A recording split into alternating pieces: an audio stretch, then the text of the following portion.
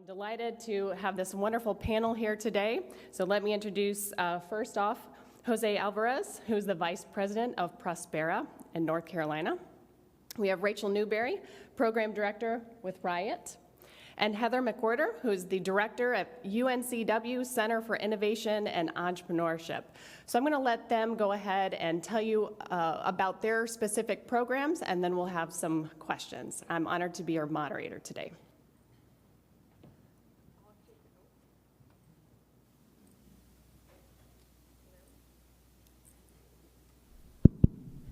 I think I turned it on. Good morning, everyone. I am Rachael Newberry. I lead programs at RIoT. RIoT is a 501c3 nonprofit focused on economic development in emerging technology sectors. So our kind of fundamental belief is that every business today has to be a technology business at some level. And so how can we help both, high-tech, high-growth entrepreneurs, but also, local small business, Main Street business to recognize the opportunities that emerging technologies present and take advantage of those opportunities. So a lot of our work is in connecting people to collaborators and business partners and technology partners and customers. And then my specific role is I lead the RIoT Accelerator program, which is a 12-week equity-free program for go-to-market stage startups. So a lot of support for entrepreneurs, but also to connect them to government partners, corporate partners, and so on and so forth. And that's what I do. Thanks for having me. Hey everyone, my name is Heather McWhorter, and I am from UNCW, University of North Carolina, Wilmington. We had exciting news last week. APLU, Association of Public and Land Grant Universities, which is our trade association across the nation, designated us as an Innovation and Economic Prosperity University. So that, we're so proud of that. Yeah.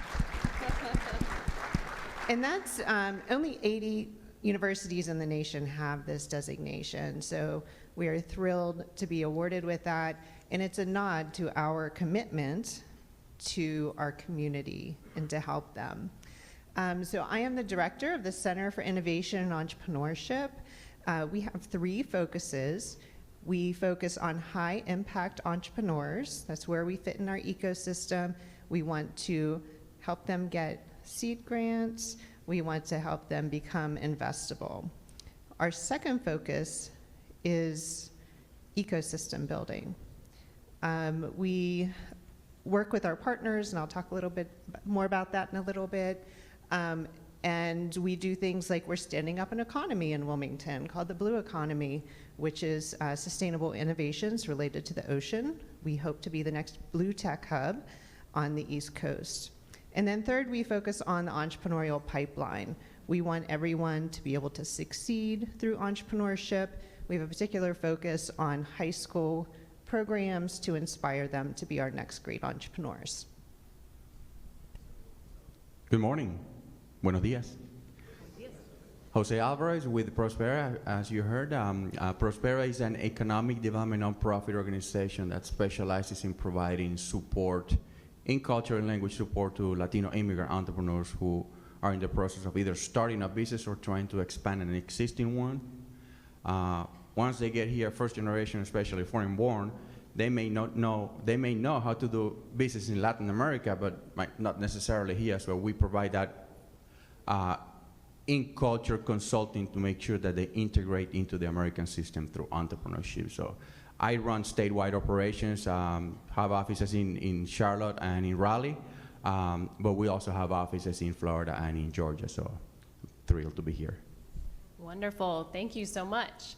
So we see that there's a lot of collaboration happening, right, within our organizations, because the work that we do cannot be done in silos, right? And so can you share some examples of how we can contribute to the significant economic development initiatives through collaboration? So what are some examples? And that's a question for all of you. And then perhaps what are some of the outcomes that you're seeing as well? I can certainly share a few things from the RIoT perspective. So one, I think collaboration is very much at our core. I mentioned that we're primarily a connecting organization, and we have a corporate partner network of about 95 companies that are all kind of participating in the data economy. And that helps us to find technology partners and collaborators and advisors for the startups that we support. And we could not do it without that network. So just network and collaboration in general is a huge asset and helps people go much further together. Specifically within our organization right now, we've got a couple of really exciting economic development initiatives in the workforce development space. So if you're not familiar with RIoT, we're part of the same 501c3 nonprofit as the Wireless Research Center, which is a state-of-the-art wireless testing and certification facility in Wake Forest, North Carolina. So there's different parts of our organization, but we have a new initiative in workforce development that is helping to train people in digital skills and connect them directly with jobs. So we have successfully partnered with the town of Wake Forest as well as the city of Wilmington. This is a new project. And also local nonprofit partners in those regions to stand up these digital skills training hubs.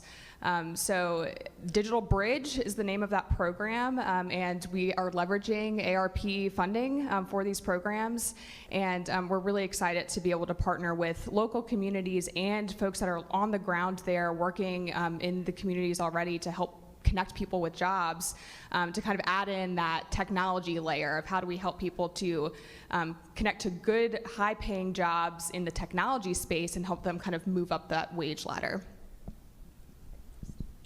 I'll go next.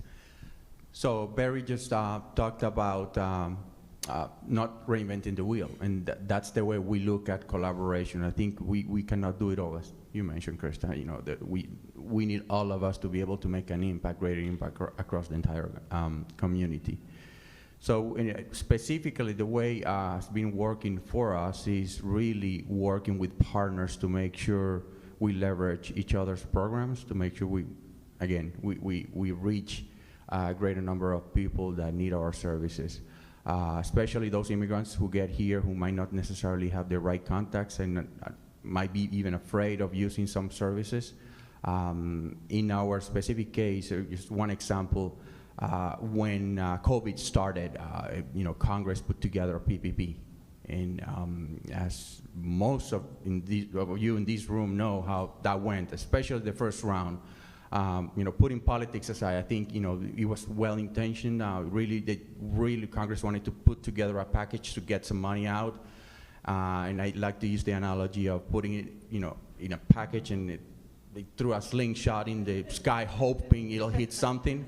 But it really once, that first phase was very painful, especially for minority entrepreneurs.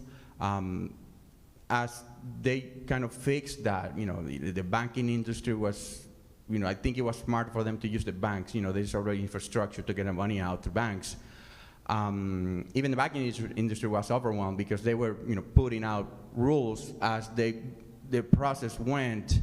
And so a lot of people really got confused. So the way we looked at it is that first phase, I remember, we were able to assist just a handful of Latinos across the entire state. I think we're talking less than 10.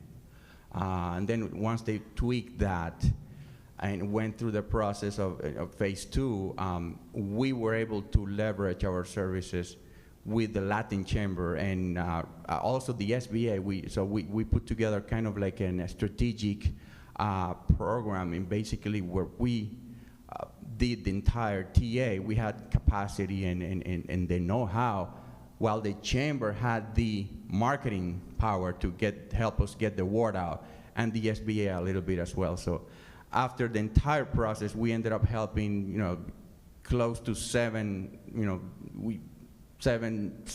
Latino entrepreneurs across the state with over $700,000 of money secure. So that was just one example of how powerful collaboration can be.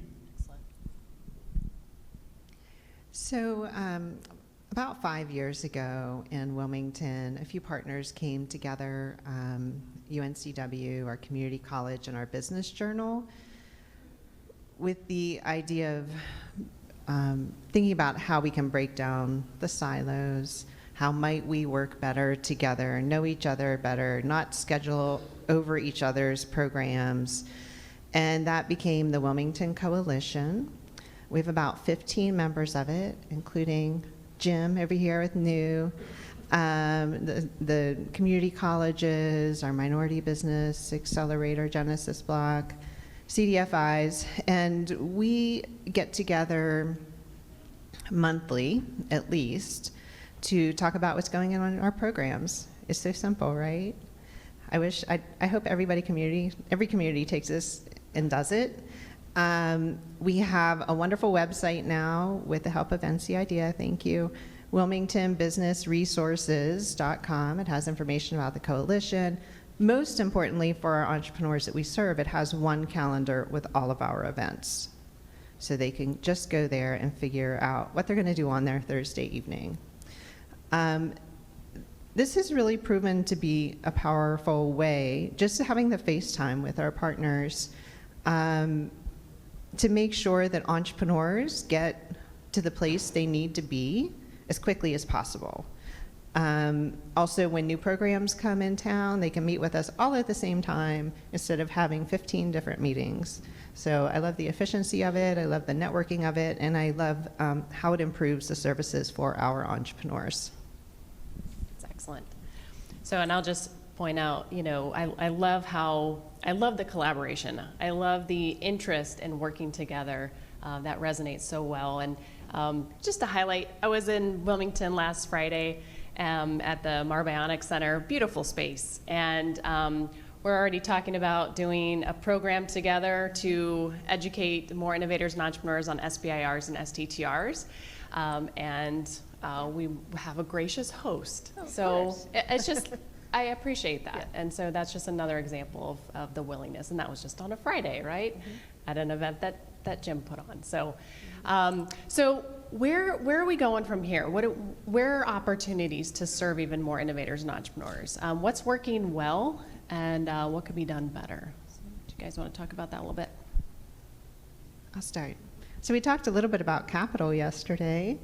How can we make sure that everyone who has a good idea is funded in an appropriate way to help them be successful, give them the runway they need? I think that's the big issue, the elephant in the room, like how do we do this?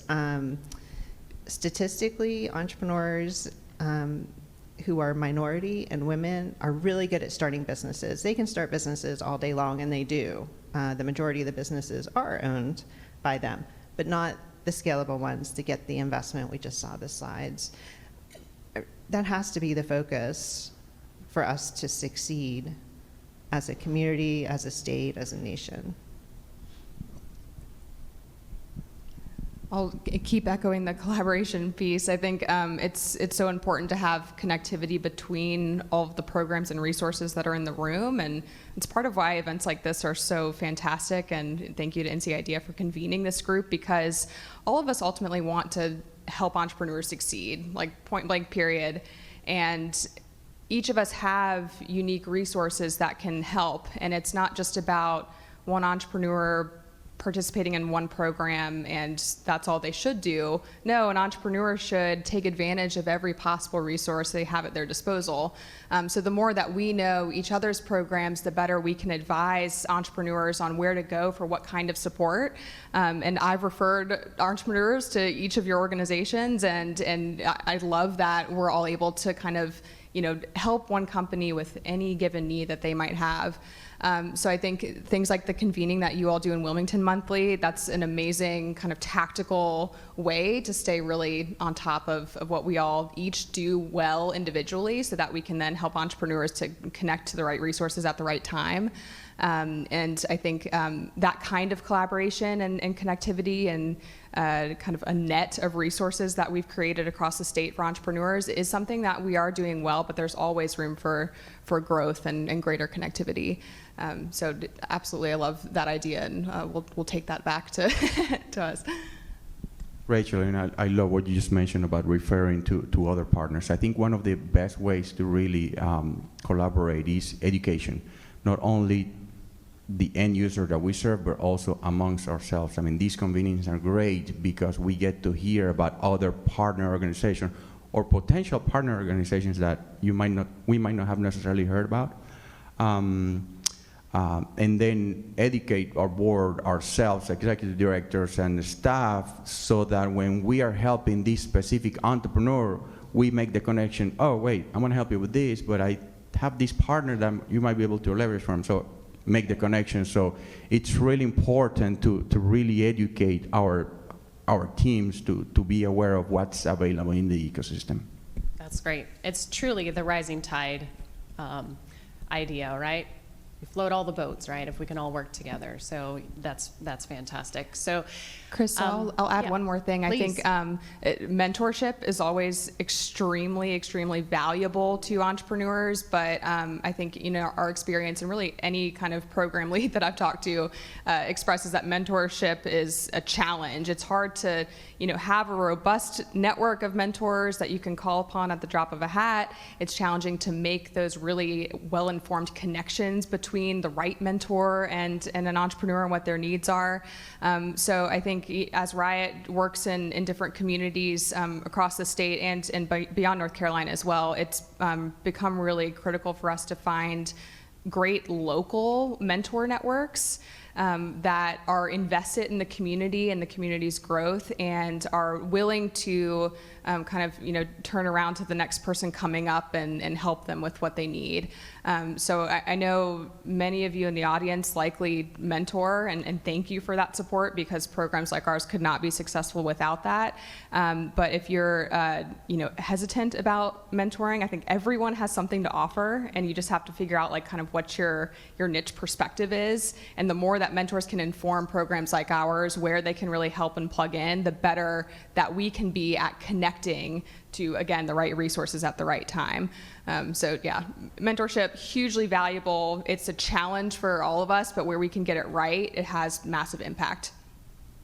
Well, that was perfect. You just teed me up for my next question. So let's talk about the importance of supporting the ESOs, the entrepreneur support organizations, right? So we're the ones that are trying to build the community, serve our entrepreneurs, and how can folks do that, right? So one way is absolutely serving by being a mentor, by helping those innovators and entrepreneurs walk through that sometimes tough journey to get to market and get to success.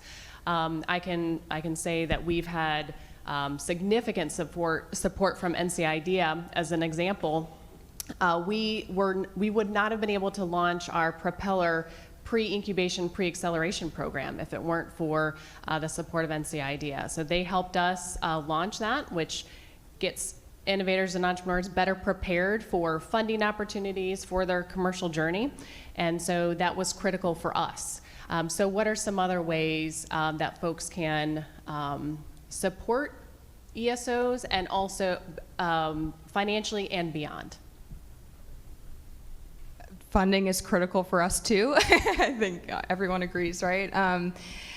And it's interesting because there's different models, right? Like RIoT, for example, is primarily funded by corporate partners and also some local government funding as well. So you've got nonprofit, you've got university, you've got, you know, different models for support. Ultimately, we want to be able to, you know, fund our operations so that we can support entrepreneurs completely for free, right? You know, they shouldn't be the ones that are, you know, paying to access support when they're trying to grow revenue for their own companies.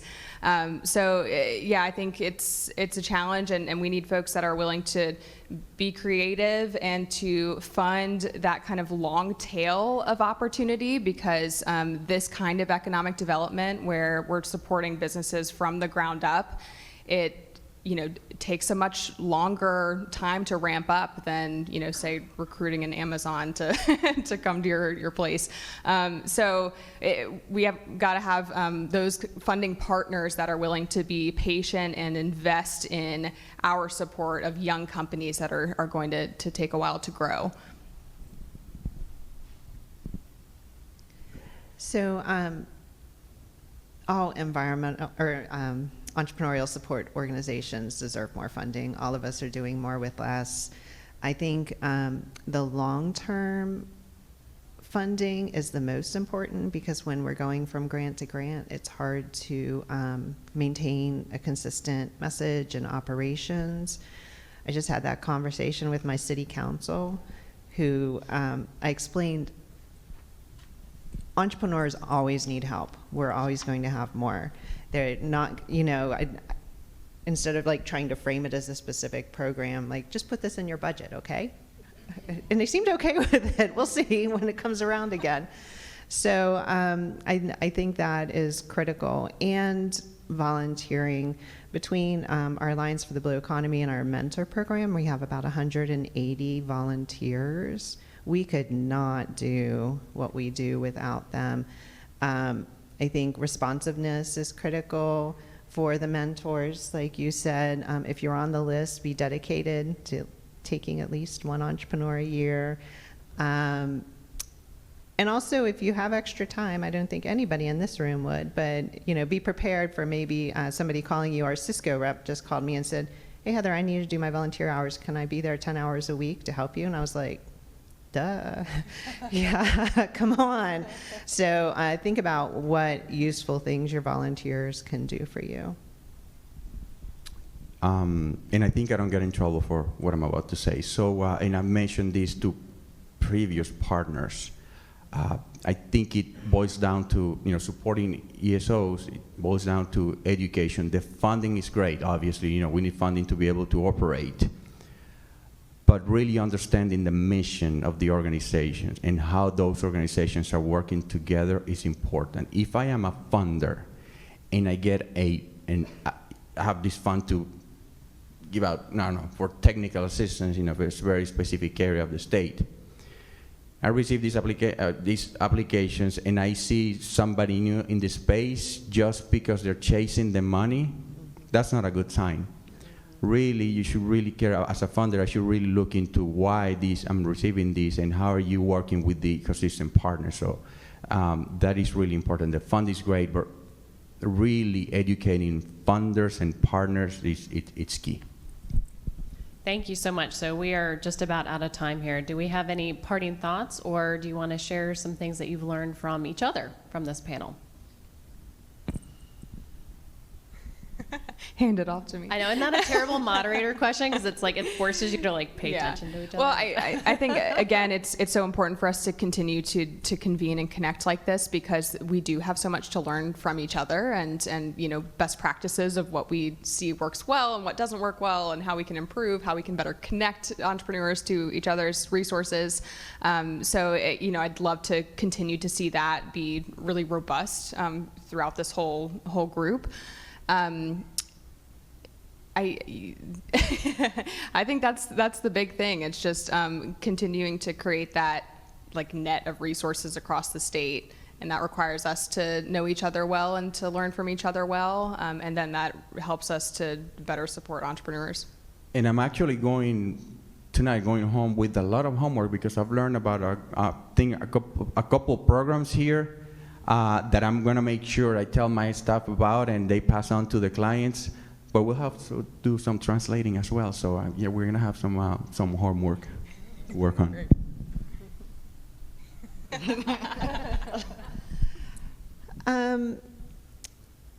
First, I'll say that all of us are so fortunate to be able to help entrepreneurs. We are helping them to fulfill their dream, to live their best life, to have impact in our communities. But it's not easy, right? And the way we get there is by knowing each other, by having friendships, and by loving our jobs. So just collect business cards today and get to know everyone else in this room, because they can help your entrepreneurs in some way. Thank you so much. So what a great panel, right? Aren't they great? I'm just honored to serve with you all. And thank you for the work that you do. Thank you for the energy. Thank you for getting up every day and enjoying the work, and also just sticking with it. It's important, and the future is looking very bright. So I don't know.